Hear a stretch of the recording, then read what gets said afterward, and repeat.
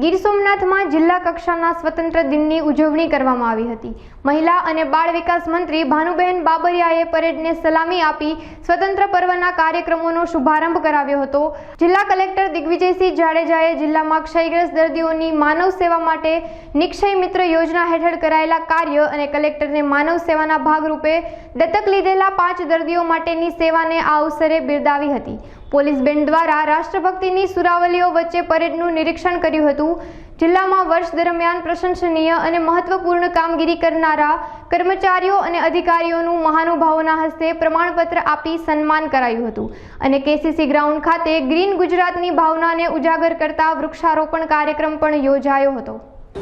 માનનીય ભાનુબેન બાબરિયાની અધ્યક્ષતામાં યોજવામાં આવેલ તેઓશ્રીના વરદ હસ્તે ધ્વજવંદન કરવામાં આવેલ।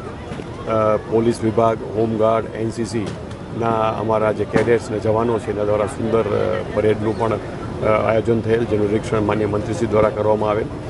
વિવિધ સ્કૂલો અને સંસ્થાઓ દ્વારા સાંસ્કૃતિક કૃતિઓ રજૂ કરવામાં આવેલ અને ખૂબ સુંદર બધી કૃતિઓ હતી અને ખૂબ સારું પરફોર્મન્સ, એક સ્વતંત્ર પર્વને છાજે એવું પરફોર્મન્સ બાળકો દ્વારા કરવામાં આવેલ હતું। ત્યારબાદ જે વિશેષ સન્માન અમે જે અમારા જે અધિકારી કર્મચારીઓએ વર્ષ દરમિયાન જે કરેલ છે એમની ઉત્કૃષ્ટ કામગીરીને અમે મંત્રીશ્રીના અને અન્ય મહાનુભાવોના વરદસ્તે બિરદાવેલ। અંતમાં વૃક્ષારોપણનું કાર્યક્રમ સંપન્ન કરી અને વડોદરા ડોડિયા ખાતે એક નવનિર્મિત જે આંગણવાડી છે તેનું લોકાર્પણ માનનીય મંત્રીશ્રીના વરદસ્તે રાખેલ છે।